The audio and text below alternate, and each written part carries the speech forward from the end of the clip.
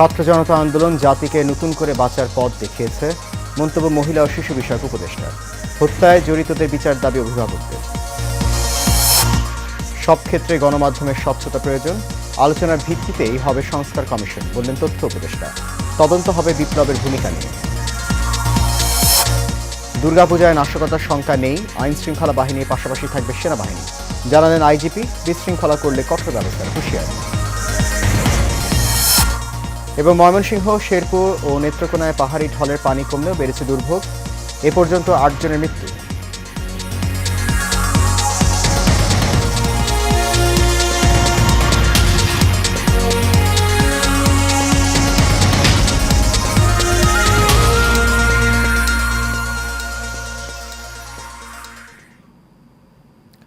সবাইকে স্বাগত জানাচ্ছি এশিয়ান নিউজে। আপনাদের সাথে আছি আমি সৈয়দ মাহিউজ্জামান মুখর।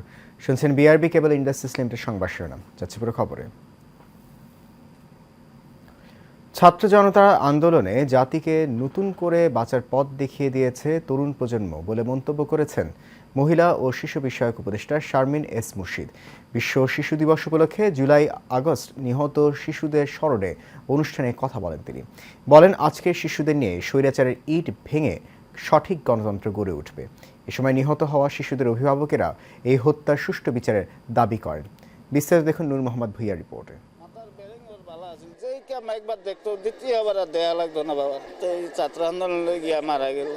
কথায় বলে, পৃথিবীতে সবচাইতে ভারী বোঝা হচ্ছে পিতার ঘাড়ে পুত্রের লাশ। পিতামাতার জন্য সন্তান হারাবার চাইতে বড় কষ্ট আর হতে পারে না। রিক্সা শুনছিলেন না, বাপের রিক্সায় সন্তানের লাশ।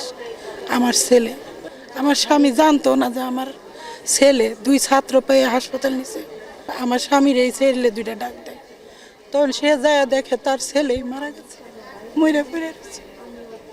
এটা যে কত কষ্টের ইতিহাস, এটা আমার স্বামী জানে আর আমি। জুলাই আগস্টে ছাত্র জনতার উপর হামলায় মারা যায় বেশ কয়েকজন শিশু, যাদেরকে ঘিরেই হাজারো স্বপ্ন বুনেছিলেন বাবা মা। দেশকে রক্ষা করতে থমকে যায় সেই স্বপ্ন।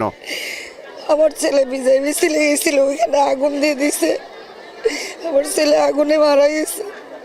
সেই সব সময় বলতো, আমি পড়াশোনা করে ভালো একজন মানুষ হব, আমি মানুষের সেবা করব, মানুষের পাশে দাঁড়াবো। বিশ্ব শিশু দিবসে মহিলা ও শিশু বিষয়ক মন্ত্রণালয় আয়োজিত অনুষ্ঠানে নিহত শিশুদের অভিভাবকেরা এই হত্যার সুষ্ঠু বিচার চান। অনেকটাই চাওয়া, এই হত্যাকাণ্ডের সাথে যারা জড়িত, তাদের প্রত্যক্ষ পরোক্ষ যারা জড়িত, প্রত্যেকের উপযুক্ত শাস্তি চাই। সুস্থ তদন্ত করে তার বিচার চাই যে কারা এই কাজটা করলো। সব শহীদ পরিবারদের একটা কোনো সুযোগ করে দাও বেঁচে থাকার জন্য। অনুষ্ঠানে প্রধান অতিথির বক্তব্যে সমাজ কল্যাণ উপদেষ্টা শারমিন এস মুর্শিদ বলেন, জাতিকে নতুন করে বাঁচার পথ দেখিয়েছে তরুণ প্রজন্ম। আমি তোমাদের মতো স্বপ্ন দেখতে চাই, আমি দেখতে চাই আমার বাংলাদেশটা তোমাদের জন্য তৈরি হোক। এটা হোক পৃথিবীর একটি মাত্র দেশ যেখানে দেখে সবাই বলবে এই দেশটি শিশুদের জন্য, এই দেশটি কন্যা শিশুদের জন্য নিরাপদ আশ্রয়। আজকে শিশুদের নিয়ে স্বৈরাচারের ইট ভেঙে সঠিক গণতন্ত্র গড়ে উঠবে বলেও জানান শারমিন এস মুর্শিদ। তোমাদের হাত দিয়ে গড়ে উঠুক গণতন্ত্রের সেই সুন্দর জায়গাটা। নূর মোহাম্মদ ভুঁইয়া, এশিয়ান টেলিভিশন, ঢাকা। সব ক্ষেত্রেই গণমাধ্যমের স্বচ্ছতা দরকার উল্লেখ করে তথ্য উপদেষ্টা নাহিদ ইসলাম বলেছেন, সব পক্ষের সঙ্গে আলোচনা ও পরামর্শের ভিত্তিতেই গণমাধ্যম সংস্কার কমিশন গঠন করা হবে। সকালে জাতীয় প্রেস ক্লাবে সংবাদ মাধ্যমের সংস্কার নিয়ে মুক্ত আলোচনায় তিনি কথা বলেন। এ সময় তথ্য উপদেষ্টা আরও বলেন, ছাত্র জনতার বিপ্লবে গণমাধ্যমের ভূমিকা কী ছিল তার নিরপেক্ষ তদন্ত প্রয়োজন। সাংবাদিকরা কেন পেশাদারিত্বের সঙ্গে কাজ করতে পারে না তা পর্যালোচনা করা হচ্ছে বলেও জানান তিনি। সাংবাদিকদের সঙ্গে দাস সুলভ আচরণের সুযোগ নেই উল্লেখ করে তিনি আরও বলেন, ওয়েজ বোর্ড সহ বেতনের বিষয়টি নিশ্চিত করতে হবে।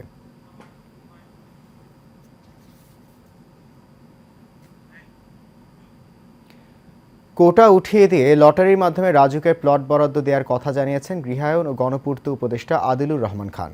রাজুক ভবনে বিশ্ব বসতি দিবস 2024 উপলক্ষে আয়োজিত অনুষ্ঠানে এ কথা বলেন তিনি।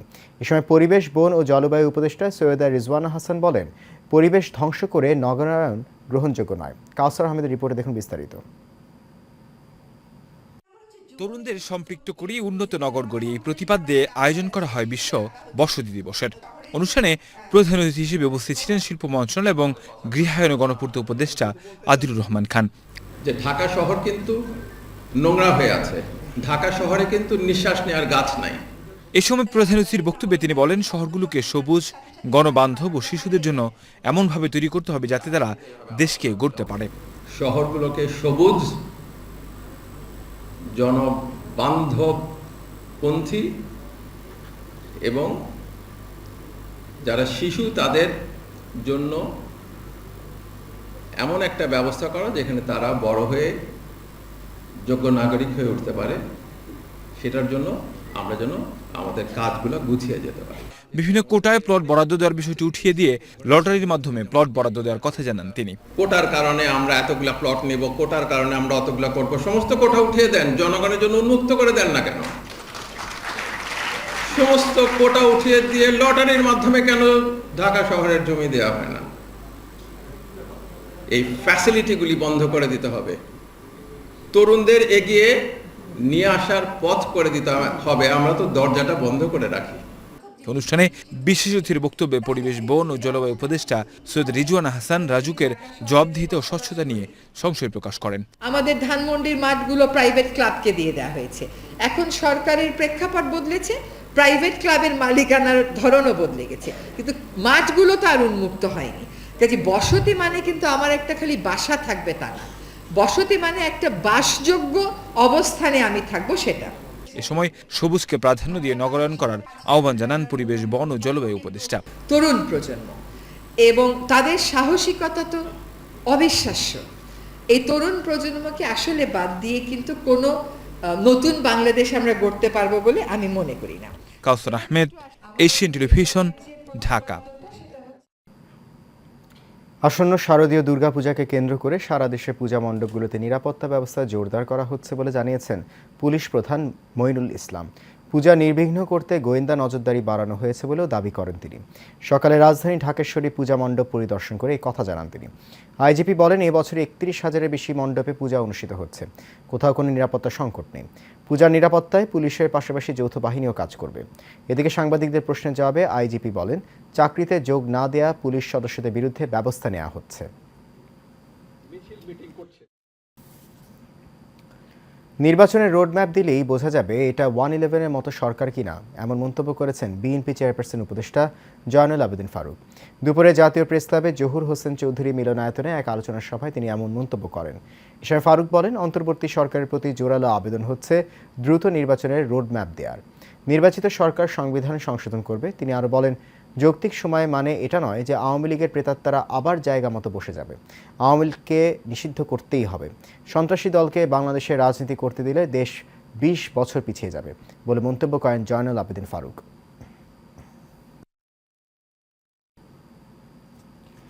মাদককে জিরো টলারেন্সে নিয়ে আসা হবে। দেশে মাদক প্রবেশ ঠেকাতে বাড়ানো হয়েছে নজরদারি, এমনটাই জানিয়েছে মাদকদ্রব্য নিয়ন্ত্রণ অধিদপ্তরের মহাপরিচালক খন্দকার মুস্তাফিজুর রহমান। সকালে মাদকদ্রব্য নিয়ন্ত্রণ অধিদপ্তরে আয়োজিত সংবাদ সম্মেলনে এই কথা বলেন ডিজি। এ সময় সাংবাদিকদের এক প্রশ্নের জবাবে মহাপরিচালক বলেন, তিনি কোনো দুর্নীতির সঙ্গে জড়িত নয়, কাউকে দুর্নীতি করতেও দেওয়া হবে না। রাজধানীতে অবৈধ বার পরিচালিত হচ্ছে, সেখানে মাদকদ্রব্য নিয়ন্ত্রণ অধিদপ্তরের কোনো সংশ্লিষ্টতা নেই।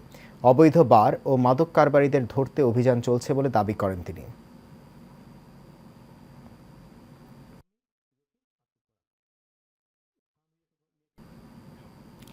ময়মনসিংহ, শেরপুর ও নেত্রকোনায় পাহাড়ি ঢলের পানি কমলে দুর্ভোগ এখনও কমেনি। স্রোতের তোড়ে বাঁধ সংস্কারের কোনো উপায় নেই। পানি ঢুকে পড়েছে সরকারি প্রতিষ্ঠান, হাসপাতালেও। অনেকে আশ্রয় নিয়েছেন বিভিন্ন শিক্ষা প্রতিষ্ঠানের ভবনে। এদিকে পানিতে ডুবে এ পর্যন্ত ৮ জনের মৃত্যুর খবর পাওয়া গেছে। প্রতিনিধিদের পাঠানো তথ্যছবিতে বিস্তারিত জানাচ্ছেন শেখ ফাহিম।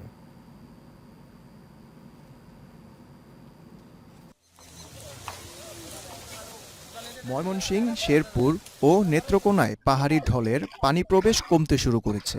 পানি কমলেও দুর্ভোগ কমছে না দুর্গত এলাকার মানুষের। বিভিন্ন নদ নদী হয়ে ভাটির দিকে বইছে উজানের পানি। এতে অনাহারে অর্ধাহারে দিন পার করছেন এসব এলাকার মানুষ। শেরপুরে এখন পর্যন্ত ৮ জনের মৃত্যুর খবর পাওয়া গেছে। মহারশী নদীর ভাঙা বাঁধ দিয়ে ৩ দিন ধরেই পানি ঢুকছে শেরপুরের লোকালয়ে। আমি যে আমার একাই থেকে যে এই বন্ধু একটা লোক করানো এক ফুট ভাত খাওয়া যা এরকম কল ঘুরা নিজের মধ্যে একটা ভালো বাজে এবার বেশি না 3 দিন ধরে বাড়ি ঘর তলায় গেছে, গরু ছাগল সব গেছে গা বাসা। আমরা খুব ক্ষতিগ্রস্ত। আমরা এই খাওয়া দাওয়ার সমস্যা, চুলা টুলা সব ভাঙ্গা গেছে গা, পানিতে বইরে গেছে গা, আমরা খুব সমস্যা। ময়মনসিংহের ধোবাউড়া ও হালুয়াঘাটের 19টি ইউনিয়নের 80টি গ্রাম জলমগ্ন। দশরা ও নেতাই নদীর পানিতে প্লাবিত বিস্তীর্ণ অঞ্চল। দেখা দিয়েছে শুকনো খাবারের সংকট, বাড়ছে ভোগান্তি। 24 ঘন্টার বৃষ্টিতে যে পরিমাণ পানি হয়েছে, 1 ঘন্টার ভিতরে 3 থেকে 4 ফিটের উপরে পানি উঠে গেছে। মানুষ প্রস্তুতিও নিতে পারে নাই, মানুষ একটা কিছু সরাবে বা করবে। কেউ কেউ এই পানির স্রোতে ভেসেও গেছে। অপরদিকে নেত্রকোনার দুর্গাপুর, কলমাকান্দা সহ 5 উপজেলার অর্ধশতাধিক গ্রাম পানিবন্দী হয়ে পড়েছে। জলমগ্ন বাড়িঘর, রাস্তাঘাট। Sheikh Fahim, Asian television. সাবেক প্রধানমন্ত্রীর কার্যালয়ের মুখ্য সচিব ও জাতীয় রাজস্ব বোর্ডের সাবেক চেয়ারম্যান নজিবুর রহমানকে গ্রেফতার করা হয়েছে। দিবাগত রাতে ঢাকা থেকে তাকে গ্রেফতার করে ডিবি পুলিশ। আজ একটি হত্যা মামলায় তাকে আদালতে তোলা হবে। জিজ্ঞাসাবাদের জন্য তাকে 10 দিনের রিমান্ড চাওয়া হবে।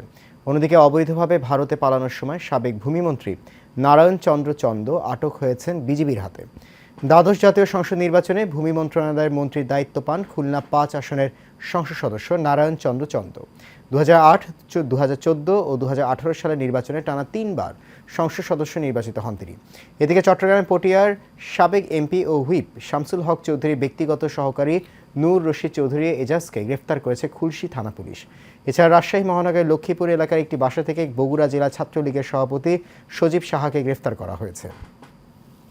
সরকারি সার্ভেয়ারদের বেতন স্কেল 10ম গ্রেডে উন্নীত করার দাবিতে কর্মবিরতি ও অবস্থান ধর্মঘট কর্মসূচি পালন করেছেন ডিপ্লোমাধারী সার্ভেয়াররা। বৈষম্য বিরোধী সার্ভে ডিপ্লোমা ইঞ্জিনিয়ার্স ছাত্র পেশাজীবী অধিকার বাস্তবায়ন পরিষদের ডাকে এই কর্মসূচি পালিত হচ্ছে। দাবি আদায় না হলে কঠোর কর্মসূচির হুঁশিয়ারিও দেন তারা। শরীফুল ইসলাম সুমনের তথ্য ছবিতে আরও জানছেন মাজহারুল আমিন শুভ। ডিজিটাল ভূমি জরিপ, ভূমি ব্যবস্থাপনা ও ভূমি অধিগ্রহণে গুরুত্বপূর্ণ ভূমিকা রাখছেন সরকারের বিভিন্ন দপ্তরে কর্মরত সার্ভেয়ার ও সমমান পদে কর্মরত সার্ভে ডিপ্লোমা ইঞ্জিনিয়াররা। কিন্তু দীর্ঘদিন ধরে তারা বৈষম্য ও বঞ্চনার শিকার হচ্ছেন। কর্মবিরতি সবাই আন্দোলনে গেছে। কতদিন ধরে চলছে আন্দোলন? 1 তারিখ থেকে চলছে। সমমানের প্রকৌশলীরা 10ম গ্রেডে কর্মরত থাকলেও 14, 15 ও 16তম গ্রেডে চাকরি করছেন সার্ভে ডিপ্লোমা প্রকৌশলীরা। তাই চাকরি 10ম গ্রেডে উন্নীত করার দাবিতে কর্মবিরতি ও অবস্থান ধর্মঘট পালন করছেন তারা। সার্ভে ডিপ্লোমা প্রকৌশলীদের অধিকার বাস্তবায়ন হবে ইনশাল্লাহ। এই অধিকার নিয়ে এই দাবি বাস্তবায়ন হয়ে আমরা আমাদের ঘরে ফিরে যাব ইনশাল্লাহ। আদায় হওয়া পর্যন্ত আমরা মাঠে থাকবো এবং আমাদের দাবি এবং অধিকার বাস্তবায়ন করে আমরা ঘরে ফিরবো ইনশাল্লাহ।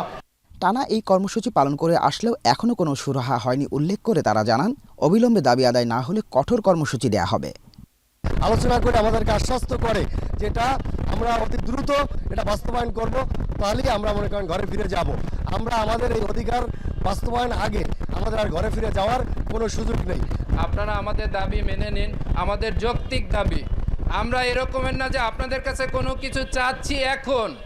এই চাওয়াটা আমাদের 30 বছর আগের চাওয়া। এই চাওয়াটা আমাদের অনেক আগে আপনাদের দেওয়ার কথা। আপনারা আমাদের অধিকারটা আগে দেন নাই। এই বিষয়ে প্রধান উপদেষ্টার দৃষ্টি কামনা করেন বৈষম্য বিরোধী সার্ভে ডিপ্লোমা ইঞ্জিনিয়ার্স ছাত্র পেশাজীবী অধিকার বাস্তবায়ন পরিষদের নেতারা। মাজহারুল আমিন শুভ, এশিয়ান টেলিভিশন।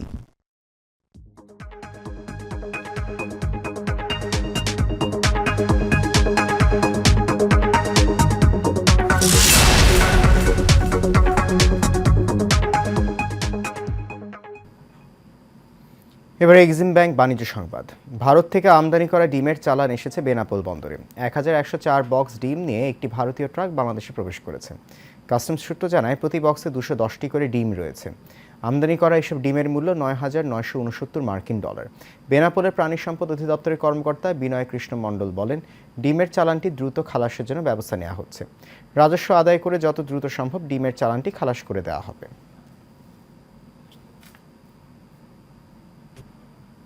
শেষ করবো এশিয়া নিউজ। তার আগে বিআরবি কেবল ইন্ডাস্ট্রিজ লিমিটেড সংবাদ শিরোনামগুলো জানিয়ে দিচ্ছি আরও একবার।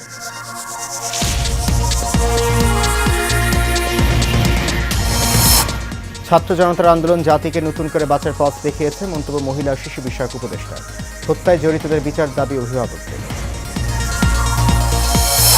সব ক্ষেত্রে গণমাধ্যমের স্বচ্ছতা প্রয়োজন, আলোচনার ভিত্তিতেই হবে সংস্কার কমিশন, বললেন তথ্য উপদেষ্টা।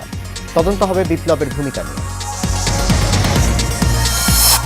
দুর্গাপূজায় নাশকতার শঙ্কা নেই, আইনশৃঙ্খলা বাহিনীর পাশাপাশি থাকবে সেনাবাহিনী, জানালেন আইজিপি। বিশৃঙ্খলা করলে কঠোর ব্যবস্থার হুঁশিয়ারি।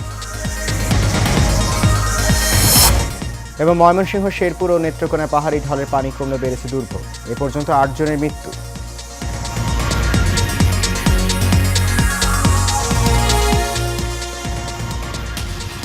সে নিউজ এ পর্যন্ত। আমাদের পরবর্তী সংবাদ দেখার আমন্ত্রণ রইল। আপনার সঙ্গে থাকার জন্য অনেক ধন্যবাদ।